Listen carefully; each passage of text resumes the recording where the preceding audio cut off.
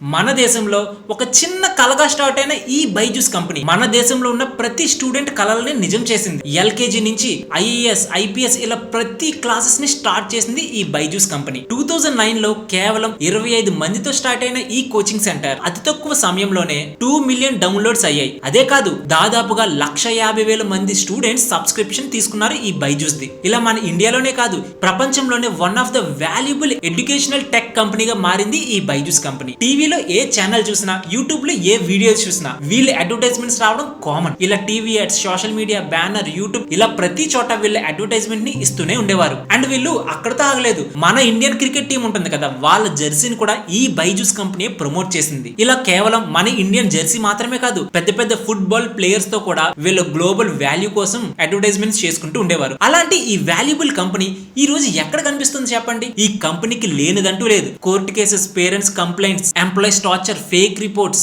ఆఖరికి కన్స్యూమర్ కోర్టులో కూడా వీళ్ళపై చాలా కేసెస్ నమోదయ్యాయి. ఇంత వాల్యుబుల్ అయిన స్టార్ట్అప్, ఇన్ని వేల కోట్ల రెవెన్యూ చేస్తున్న ఈ కంపెనీ ఇప్పుడు ఈ కంపెనీ ఎలా దివాలా తీస్తుంది అనుకుంటున్నారు? అండ్ ఈ కంపెనీ గురించి మనం తెలుసుకోవాల్సిన విషయాలు ఏంటో కూడా ఈ వీడియోలో మాట్లాడుకుందాం. మనం ఇప్పుడు వరకు ఎన్నో వీడియోస్ చేసాం. Tata company, DMart, IT companies ఎలా వర్క్ అవుతాయి, అండ్ ఆఖరికి అగ్రిగోల్డ్ కంపెనీ ఉంటుంది కదా, ఆ స్కామ్ రిలేటెడ్ గా కూడా మనం చాలా వీడియోస్ చేసాం. కానీ అవన్నీ ఒకవైపు అయితే ఈ కంపెనీ మాత్రం మరొక వైపు. ఈ వీడియోని అయితే ఎక్కడ స్కిప్ చేయకుండా చూడండి. అండ్ మీ ఫ్యామిలీ మెంబర్స్ ప్రతి ఒక్కరికి ఈ వీడియోని షేర్ చేయడం మర్చిపోకండి. అండ్ మీలో ఎవరైనా ఈ బైజూస్ కోర్స్ అనేది ఎప్పుడైనా తీసుకున్నారా? తీసుకుంటే మీ ఎక్స్పీరియన్స్ కామెంట్ సెక్షన్ లో కామెంట్ చేయండి. మోస్ట్ వాల్యుబుల్ కంపెనీగా ఉన్న ఈ బైజూస్ కంపెనీ ఎలా పడింది? బైజూస్ రైజ్ నుంచి ఫాల్ వరకు ఎన్నో twists, dark truths, emotions, problems ఇంకా ఇలా ఎన్నో ఉన్నాయి. ఇవన్నీ క్లియర్ గా మాట్లాడుకుందాం, అది కూడా బైజూస్ స్టైల్లో. 2009 లో కేవలం 25 మంది స్టూడెంట్స్ తో స్టార్ట్ అయిన ఈ కోచింగ్ సెంటర్ 2011 కి వీళ్ళు ఒక కంపెనీని స్టార్ట్ చేసి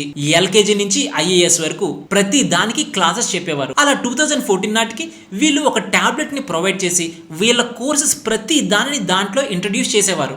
అండ్ ఫైనల్ గా 2015 కి ఒక బైజూస్ యాప్ ని స్టార్ట్ చేసి వీళ్ళు ఏదైతే ఎప్పటికప్పుడు అప్డేట్ చేస్తూ ఉన్న క్లాసెస్ ఉంటాయో వాటిలన్నిటిని అందులో స్టోర్ చేస్తూ స్టూడెంట్స్ కి ఎప్పటికప్పుడు అప్డేట్స్ ఇస్తూ ఉండేవారు. అండ్ ఇక్కడ ఇంట్రెస్టింగ్ థింగ్ ఏంటి తెలుసా? 2015 లో స్టార్ట్ అయిన ఈ బైజూస్ యాప్ కేవలం 3 నెలల్లోనే దాదాపుగా 2 మిలియన్ డౌన్లోడ్స్ అయ్యాయి. అండ్ అదే 3 నెలల్లోనే దాదాపుగా 1,50,000 మంది స్టూడెంట్స్ సబ్స్క్రిప్షన్ తీసుకున్నారు ఈ బైజూస్ యాప్ కి. అండ్ ఈ 1,50,000 మంది ఏదో ఫ్రీగా తీసుకోలేదు ఈ కోర్సెస్ ని. వీళ్ళు తీసుకున్న కోర్సెస్ యొక్క ప్రైజెస్ ఎంత తెలుసా? 25,000 నుంచి 90,000 వరకు ఉండేది. ఇలా ఈ కంపెనీ అతి తక్కువ సమయంలోనే చిన్న కోచింగ్ సెంటర్ నుంచి నేషనల్ వైడ్ లెర్నింగ్ యాప్ వరకు ఎలా చేరుకుంది? 2018 కి ఈ బైజూస్ అనేది ఇండియాలోనే మోస్ట్ వాల్యుబుల్ యూనికార్న్ గా మారింది విత్ 1 బిలియన్ వాల్యుయేషన్స్. అండ్ అదే ఇయర్ లో బాలీవుడ్ యాక్టర్ అయిన షారుఖ్ ఖాన్ తో బ్రాండ్ అంబాసిడర్ గా పెట్టి టీవీలో చాలా యాడ్స్ పెట్టారు. మీరు ఐఐటి కైనా, ఐఐఎం కైనా, డాక్టర్ కైనా, ఇంజనీర్ కైనా ఇలా ఎన్నో డ్రీమ్స్ తో, ఎమోషన్స్ తో కనెక్ట్ చేస్తూ కొన్ని అడ్వర్టైజ్మెంట్స్ ని క్రియేట్ చేస్తూ ఈ బైజూస్ ప్రతి ఒక్కరిని ఆకట్టుకుంటూ ఉండేది. అలా 2018 నుంచి 2019 వరకు వీళ్ళ అడ్వర్టైజ్మెంట్స్ తో ప్రతి ఒక్కరిని అట్రాక్ట్ చేసుకున్నది కరెక్టే. కానీ వీళ్ళ గ్రోత్ ఎప్పుడు వచ్చిందో తెలుసా?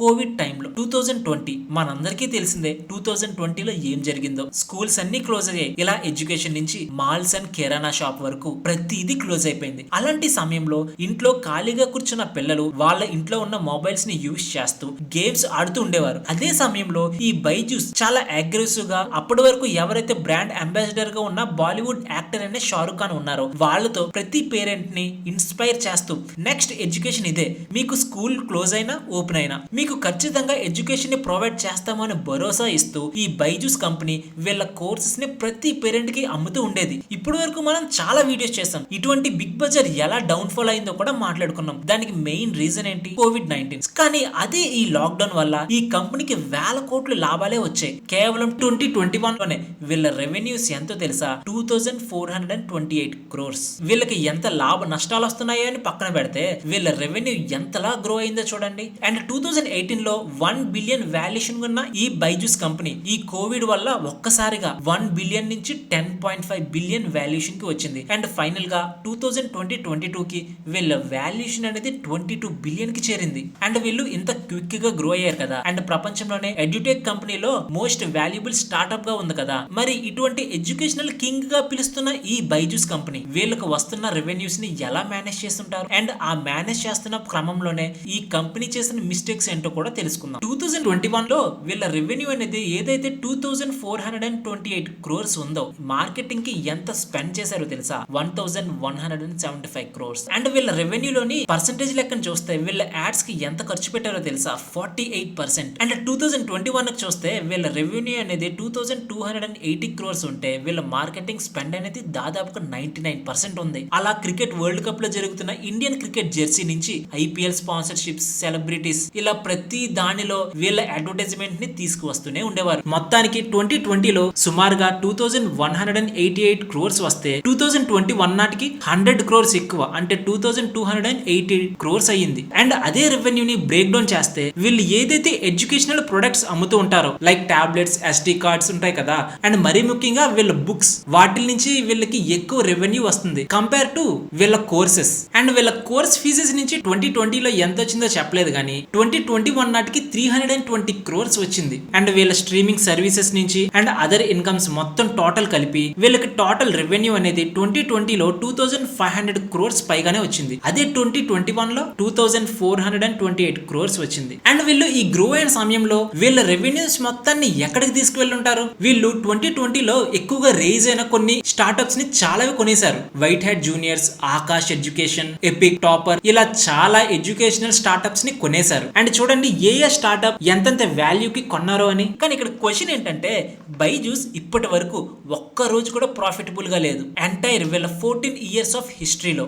అండ్ ఇవే కాదు, ఈ కంపెనీ గురించి కొన్ని ఇన్సిడెంట్స్ తెలుసుకుందాం పదండి. పూణేకి చెందిన సుప్రియ గారి ఇంటికి ఒక బైజూస్ సేల్స్ మ్యాన్ వాళ్ళ ఇంటికి వచ్చి, మేడం మీకు ఇది ఫ్రీ కోర్సే, 15 days వరకు మీరు ఫ్రీగా ఈ కోర్స్ ని యూజ్ చేయొచ్చు. సుప్రియ గారికి కాదు, వాళ్ళ పిల్లలకి. 15 days తర్వాత మీకు గాని ఈ కోర్స్ నచ్చకపోతే మీరు ఏ టైంలో అయినా ఈ కోర్స్ ని క్యాన్సిల్ చేసుకోవచ్చని ఆ సేల్స్ పర్సన్ చెప్పాడు. బాగానే ఉంది కదా అని ఆవిడ కూడా ఈ ఫ్రీ కోర్స్ ని తీసుకున్నారు. కానీ ఏదైతే ఫ్రీ ట్రయల్ ఉంటుందో ఆ 15 days లోనే ఆ కోర్స్ నచ్చక ఆవిడ క్యాన్సిల్ చేసుకుంది. బైజూస్ నుంచి పర్సన్ వచ్చి వాళ్ళకి ఏదైతే టాబ్లెట్ అండ్ వాళ్ళ ప్రొడక్ట్స్ ఇచ్చారో వాటిని వెనక్కే తీసుకున్నారు. ఓకే బాగానే ఉంది, వాళ్ళు ఇచ్చిన ప్రొడక్ట్స్ ని తీసుకున్నారు ఎందుకంటే మనం క్యాన్సిల్ చేసాం కాబట్టి. కానీ ఇక్కడ ట్విస్ట్ ఏంటో తెలుసా? వీళ్ళు 15 days కి ఫ్రీ ట్రయల్ తీసుకున్నారు కదా, అదే సమయంలో వీళ్ళ సేల్స్ పర్సన్ ఎవరైతే ఉంటారో అతను ఆవిడ పేరు మీద ఒక లోన్ తీసుకున్నారు. భయపడకండి, నార్మల్ లోనే. వీళ్ళ కోర్స్ ఏదైతే 25 నుంచి 90,000 ఉంటుందని ప్రీవియస్ గా మాట్లాడుకున్నాం కదా, ఆ కోర్సెస్ కి కేవలం ఆవిడని 15,000 మాత్రమే కట్టమన్నారు. అది కూడా ఇనిషియల్ టైంలో. అండ్ మిగిలిన మనీ ఏదైతే ఉంటుందో ఈఎంఐ రూపంలో మేము కట్ చేసుకుంటాము అని చెప్పారు. ఇది బాగానే ఉంది కదా అని అప్పట్లో ఓకే అనుకున్నారు. కానీ ఎప్పుడైతే వీళ్ళు ఈ ఫ్రీ కోర్స్ ని క్యాన్సిల్ చేసుకున్నారో వీళ్ళ టాబ్లెట్స్ అండ్ ప్రొడక్ట్స్ ని వెనక్కి తీసుకున్నారు కానీ ఆ ఈఎంఐ మాత్రం ఏం మాత్రం క్యాన్సిల్ చేయలేదు. అండ్ ఇది తెలుసుకున్న ఈ సుప్రియ గారు చాలా కంప్లైంట్స్ చేసింది. కానీ వాళ్ళ నుంచి ఎటువంటి రెస్పాన్స్ రాకపోవడంతో అండ్ ఫైనల్ గా ఇలా కాదు, కన్స్యూమర్ కోర్టులో ఈ బైజూస్ ఒక అంతు తేల్చుకోవాలి అని కేసు వేసింది. కానీ కోర్టు ఏం తీర్పిచ్చిందో తెలుసా? ఈవిడికి ఏదైతే మనీ కట్ అయిందో దానికి 9% ఇంట్రెస్ట్ తో వెనక్కి ఇవ్వాలి అని చెప్పింది. అండ్ అక్కడ తాగలేదు, ఈవిడ తీసుకున్న స్ట్రెస్ కి బైజూస్ నుంచి కంపెన్సేషన్ గా 50,000 రూపీస్ వెనక్కి ఇవ్వాలి అని కూడా చెప్పారు. ఈవిడ చదువుకుంది కాబట్టి ఏదో కంప్లైంట్ చేసింది. కానీ ఎటువంటి చదువు లేని ఒక ఫార్మర్ దగ్గరికి వెళ్లి సేల్స్ మ్యాన్స్ ఏం చేసేవారో తెలుసా? వాళ్ళ పిల్లల మీద ఉన్న ప్రేమతో పాటు కొన్ని హోప్స్ ని ఇచ్చి సేల్స్ పర్సన్ ఎలాగైనా వీళ్ళ సేల్స్ టార్గెట్ ని అచీవ్ అవడం కోసం ఏమీ తెలియని ఈ ఫార్మర్స్ లాంటి పీపుల్స్ కూడా ఈఎంఐ రూపంలో కోర్స్ ని అమ్మేవారు. అండ్ ఇంకొక విషయం ఏంటో తెలుసా? వాళ్ళ ఈఎంఐ మంత్లీ 5,000 రూపీస్ అయితే వాళ్ళ మంత్లీ ఇన్కమ్ ఎంతో తెలుసా? 8,000 రూపీస్ మాత్రమే. అండ్ ఈ ఫార్మర్ కష్టాన్ని చూసిన వీళ్ళ కొడుకు ఏం చేశారో తెలుసా? వాళ్ళు ఏదైతే 60,000కి ఆ బైజూస్ కోర్స్ ని తీసుకున్నారో దానిని క్యాన్సిల్ చేశారు. వాళ్ళకి ఏదైతే 5,000 ఈఎంఐ ఉందో అది కట్ అవుతూనే ఉంది. ఇలా కేవలం ముంబై, కర్ణాటక అండ్ పూణేలో జరిగిన ఈ సుప్రియ గారి స్టోరీస్ మాత్రమే కాదు, మన ఇండియాలో ఉన్న వేలాది మంది స్టోరీస్. అండ్ చాలా మంది సేల్స్ పీపుల్ చదువురాని పేరెంట్స్ దగ్గర కూడా వెళ్ళి కేవలం ఇది రిజిస్ట్రేషన్ ప్రాసెస్ అని వాళ్ళ ఆధార్ అండ్ పాన్ కార్డ్ తీసుకొని వాళ్ళకి తెలియకుండానే వాళ్ళ పైన లోన్స్ తీసేసి కోర్సెస్ ని అమ్ముతూ ఉండేవారు. ప్రతి ఒక్కరు లోన్ తోటి తీసుకున్నారు ఈ కోర్సెస్ అన్నిటిని. ఆ 110 మందిలోని 53 మందికి వీళ్ళు నిజంగానే లోన్ తీసుకున్నారా, ఆ లోన్ దేనికో తెలుసు. మిగిలిన 54 పీపుల్ ఎవరైతే ఉన్నారో వాళ్ళు ఎవరికీ తెలియదు లోన్ ఎందుకు తీసుకుంటున్నానా ఏంటో అని. ఈ సుప్రియ గారు కేసు చెప్పాను కదా, సేమ్ అలానే అలానే దాదాపుగా ప్రతి 110 మందిలో 54 మందికి ఈ లోన్ ఎందుకు తీసుకుంటున్నారో కూడా తెలియదు. అండ్ మిగిలిన ముగ్గురు ఎవరైతే ఉన్నారో వాళ్ళకి నేను లోన్ తీసుకున్నానో లేదని కూడా తెలియదు. ఈ బైజూస్ సేల్స్ మెన్స్ ఎవరైతే ఉంటారో వాళ్ళు అంతలా ట్రైన్ చేసేవారు ఈ పేరెంట్స్ ని. అండ్ మరి ముఖ్యంగా ఈ లోన్స్ ఏం చిన్నవేం కాదు, దాదాపుగా 20,000 నుంచి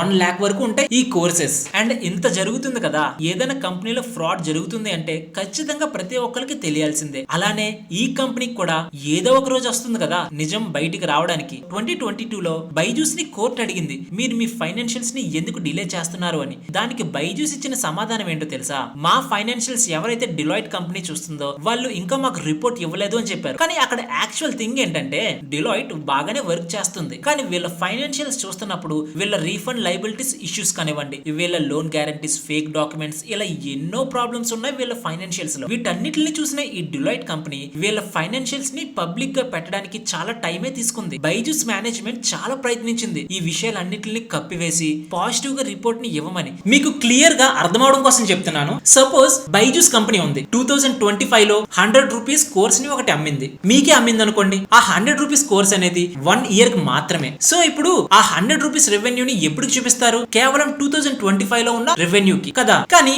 అదే కోర్స్ అనేది 2 years కి గానీ వచ్చింది అనుకోండి, అప్పుడు వాళ్ళ రెవెన్యూ ఏమని చూపించాలి? అది 2 years కి కాబట్టి 50,000 2025 కి అయితే 50,000 2026 కి కదా. ఇలా చేయకుండా ఈ బైజూస్ ఏం చేసిందో తెలుసా? 2025 లోనే వీళ్ళ రెవెన్యూ ఏదైతే 2 years కి ఉందో దాన్ని మొత్తాన్ని 2015 రెవెన్యూలోనే యాడ్ చేసేసింది. దాన్ని బట్టి అందరూ ఏమనుకుంటారు చెప్పండి? ఈ బైజూస్ కి చాలా రెవెన్యూ జరుగుతుంది అంటే వీళ్ళ వాల్యుయేషన్ కూడా చాలా ఎక్కువ ఉంటుందని చాలా మంది ఇన్వెస్టర్స్ వీళ్ళ వాల్యుయేషన్స్ పైకి పెట్టారు. కానీ వాళ్ళకి తెలియదు ఏంటంటే వీళ్ళకి ఏదైతే రెవెన్యూస్ ఉన్నాయో అది చాలా ఏళ్ల వరకు డివైడ్ చేయాలి అని తెలుసుకోలేకపోయారు. ఎలా తెలుసుకుంటారు చెప్పండి? వీళ్ళ రెవెన్యూ దాదాపుగా 18 months డిలే అయితే ఎలా తెలుస్తుంది? ఆ కంపెనీ మీద ఉన్న నమ్మకంతో చాలా మంది ఇన్వెస్టర్స్ ఇన్వెస్ట్ చేశారు. అలా వీళ్ళ ఫేక్ రెవెన్యూని చూపిస్తూ వీళ్ళ వాల్యుయేషన్ ని ఆకాశాన్ని అంటేలా చేశారు. అండ్ 2022లో వీళ్ళ దగ్గర డబ్బులు లేకపోయేసరికి $1.2 billion టర్మ్ బి లోన్ గా తీసుకున్నారు. దాని తర్వాత 2022లో వీళ్ళ స్టేక్ హోల్డర్స్ ఎవరైతే ఉంటారో వాళ్ళలో కొంతమంది ఎగ్జిట్ అయిపోయారు. అండ్ ఎగ్జాక్ట్ గా అది జరిగిన 1 year లోనే 2023 June 6th ఈ కంపెనీ 2000 crores అప్పు ఉందని డిఫాల్ట్ చేసింది. డిఫాల్ట్ అంటే ఏంటో తెలుసా? బ్యాంక్రప్సీ. ఫ్రెండ్స్, మీకు ఈ వీడియో ఎలా అనిపించింది? నచ్చిందా? నచ్చితే ఒక్క లైక్ చేయండి. ఒకప్పుడు 22 billion వాల్యుయేషన్ ఉన్న ఈ కంపెనీ ఈ రోజు ఒక ఫ్రాడ్ కేసుగా చేరింది. అండ్ ఇదే కాదు, వందల వేల మంది పేరెంట్స్ ఇంకా ఈ కోర్సెస్ కోసం ఈఎంఐస్ కడుతూ ఉన్నారు. ఈ కంపెనీ గురించి మీరేమనుకుంటున్నారు? నెక్స్ట్ ఏ వీడియో గురించి తెలుసుకోవాలో కామెంట్ సెక్షన్ లో కామెంట్ చేయండి.